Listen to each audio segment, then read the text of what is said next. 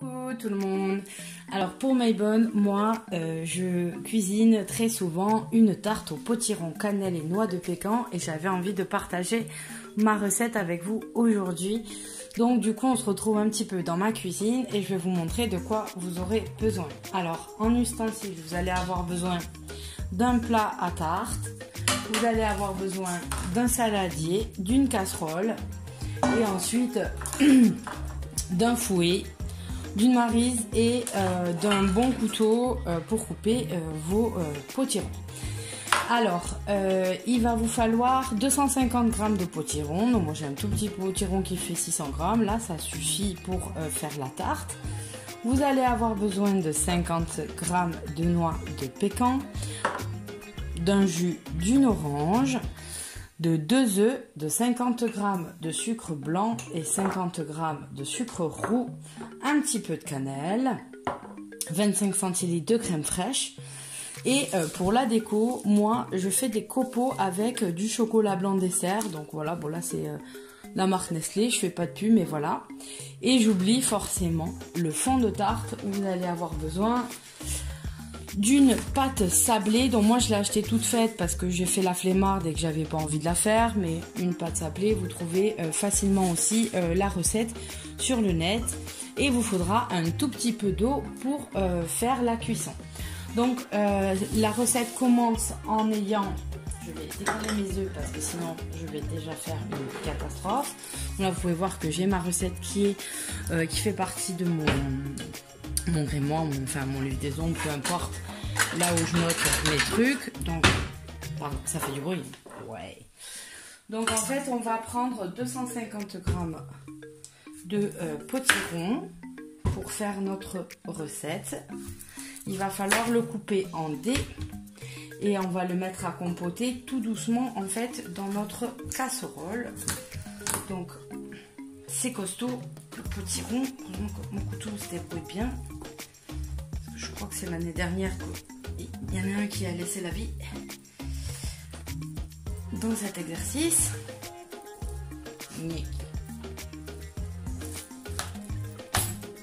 Ah, voilà.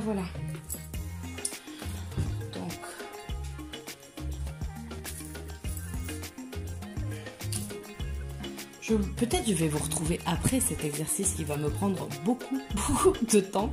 Et je préfère faire attention parce que vous connaissez comme je suis un petit peu catastrophique. Donc j'ai pas envie de me couper. Je vous retrouve dès qu'il est en petit dé. Alors là voilà, pelé. Et maintenant on va faire des petites tranches comme ça, en petits dés, petites tranches. De façon à ce que ça cuise assez facilement. C'est pour que ça soit régulier puisque de toute façon après ça va être mixé. Donc ah oui, j'ai oublié de vous dire, vous avez besoin d'un mixeur.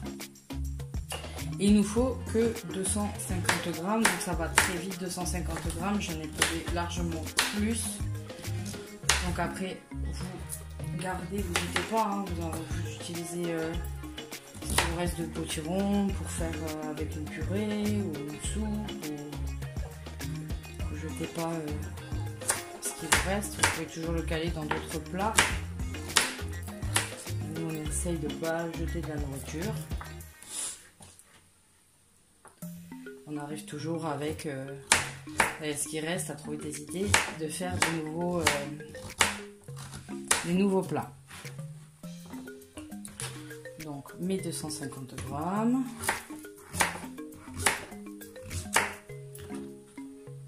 Il va pas m'en rester beaucoup. Une fois qu'on a enlevé la peau, les graines et tout ça, il ne reste pas beaucoup. Hop,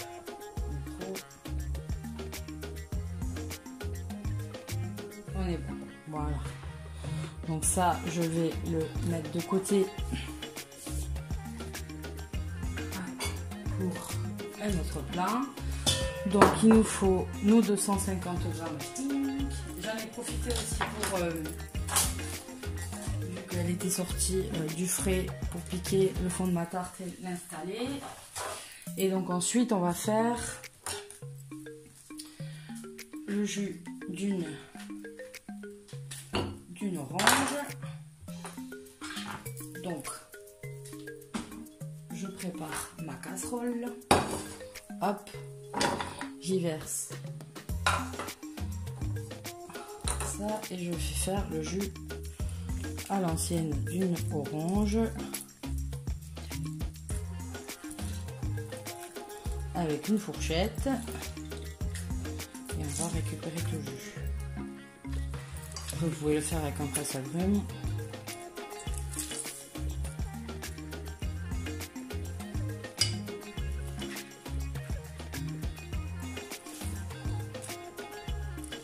Ça va juste donner un peu de goût et quand ça va confire un petit peu en fait.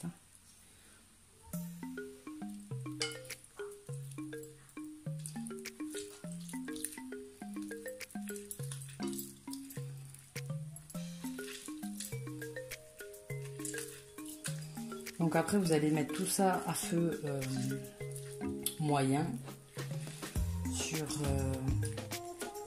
votre feu, je sais pas ce que vous avez, mais voilà, à cuisson doucement, enfin pas trop lent non plus, mais pas trop rapide. Le but c'est qu'elle confise un peu, elle cuise et que toute l'eau en fait qu'on va rajouter soit absorbée et soit partie, que vous n'ayez plus que votre confit en fait de potiron. Voilà, vous en êtes partout. Et ensuite pour la cuisson on y met 50 g de sucre de canne, sucre roux. Voilà, et on va mettre juste à fleur de potiron, juste qu'elle vienne à peine un peu au-dessus, juste l'eau qui manque. Voilà, normalement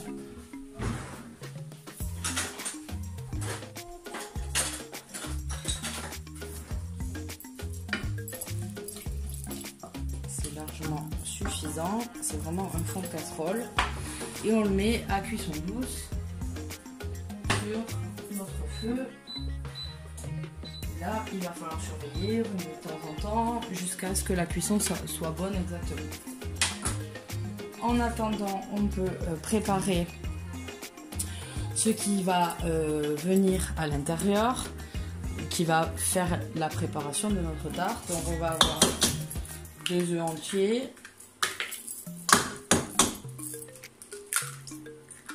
Faites attention aux coquilles. On va avoir 50 g de sucre normal, blanc.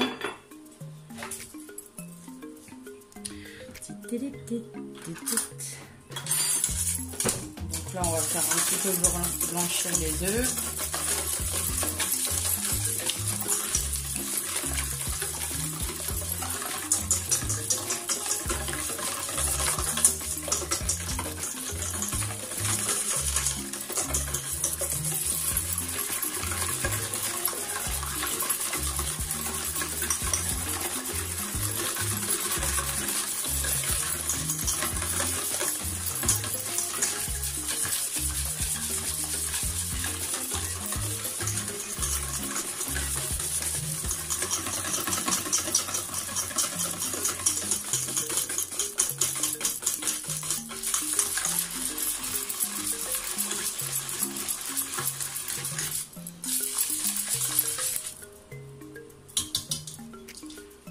Hop, on y rajoute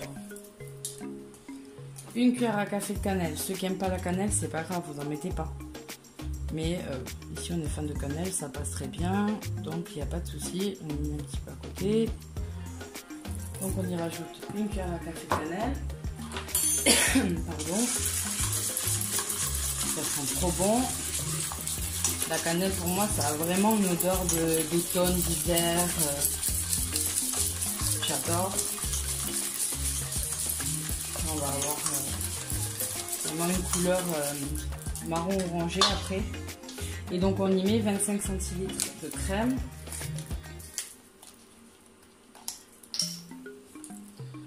Hop.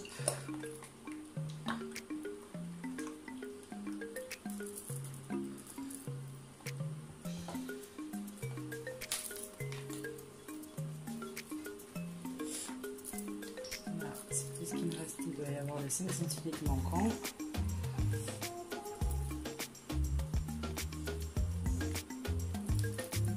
Alors, vous voyez pas mon compagnon qui regarde parce qu'il y en a une qui est sortie liquide et l'autre sort comme ça.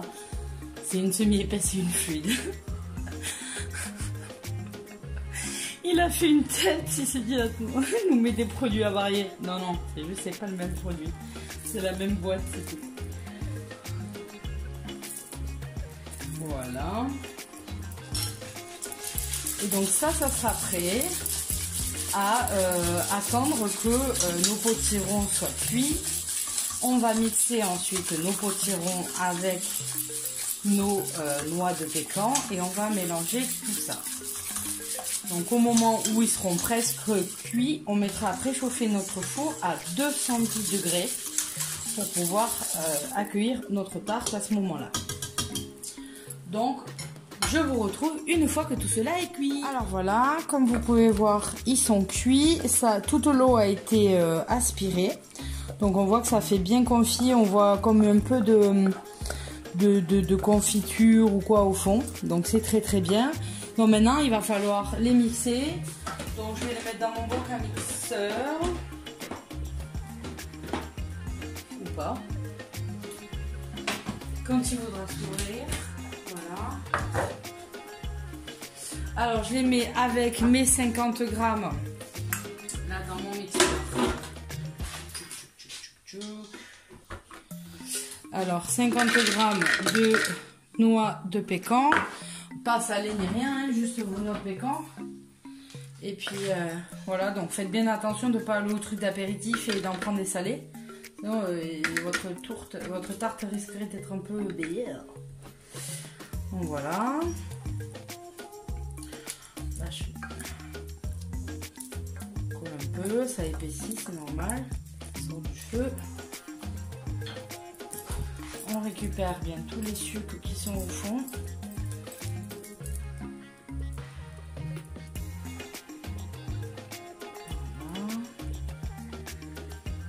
Et on va le mixer. Par contre, je vais couper le temps que je mixe parce que sinon ça va casser vraiment les oreilles. Donc voilà.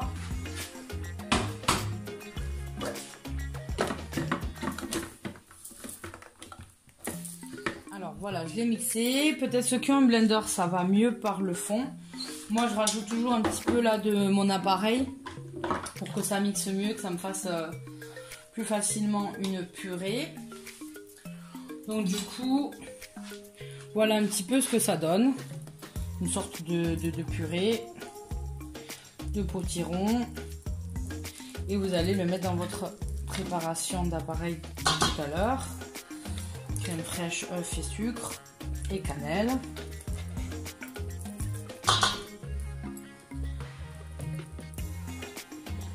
Et après, ça va partir tout simplement à la cuisson.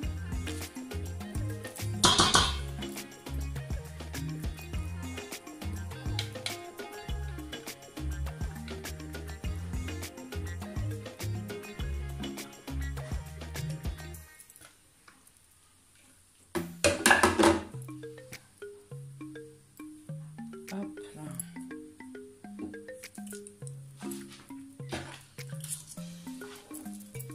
Voilà, et on va le mélanger petit à petit, que ça fasse quelque chose d'homogène.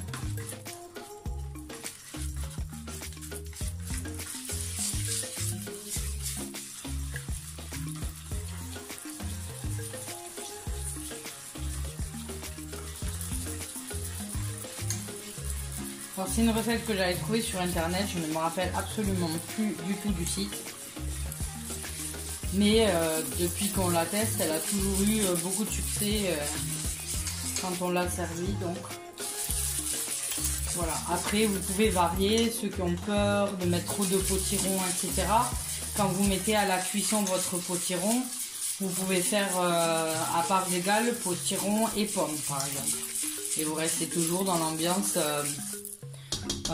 automnale. Ceux qui ont fait, qui veulent des châtaignes par exemple à la place des noix de pécan, etc. Vous pouvez varier votre recette en fonction de ce que vous avez autour de vous. Hein. Ceux qui avaient Ceux qui ont des châtaigneraies pas loin, etc., ne vous gênez pas. Donc voilà, on a notre préparation qui est prête. Adieu. Accroche partout, tout le temps. Et donc voilà, il ne nous reste plus qu'à la verser. Il a une belle couleur d'automne. Magnifique.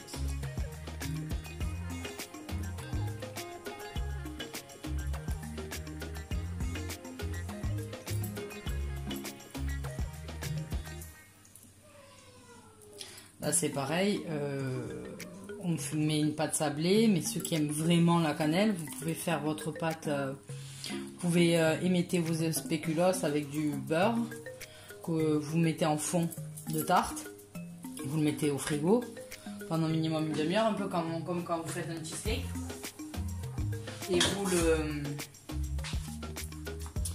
et vous remplissez après dedans, et vous aurez une couleur un peu plus du coup brune au niveau du fond de tarte. Donc voilà, nous c'est bon, j'attends juste que mon four bip, je vais le mettre dedans et on le met à enfourner à 210, four normal, pas chaleur tournante, pendant 30 minutes. Donc vous regardez qu'elle brunisse pas, etc. Si votre four, parfois, les fours ça varie, hein. Vous coupez avant si elle vous paraît plus cuite, etc. Et donc il faudra attendre qu'elle soit bien refroidie, et après on prendra notre éplucheur à légumes et notre tablette de chocolat, et on viendra faire des copeaux sur toute la tarte pour la décorer. Donc voilà, je vous retrouve après cuisson. Alors, nous revoilà, elle est enfin cuite et elle est refroidie. Donc maintenant on va juste faire la déco, donc je vous montre vite fait parce que c'est pas très compliqué. Alors si vous reste des noix de pécan, vous pouvez bien sûr les mettre par dessus, ça fait un petit côté sympa aussi. Ou voilà, moi je trouve que les copeaux de chocolat blanc, en plus j'adore le chocolat blanc, donc du coup c'est pas très compliqué pour moi de choisir celui-là. Ça décore super bien. Si j'ai mon truc qui se met à l'envers, c'est pas très pratique. Et on fait juste des copeaux avec l'épluche légumes.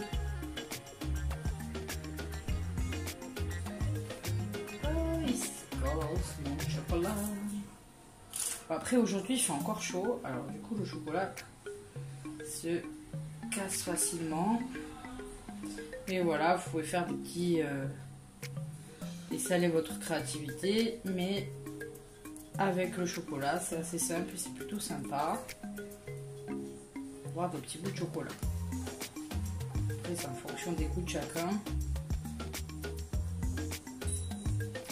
Hop là.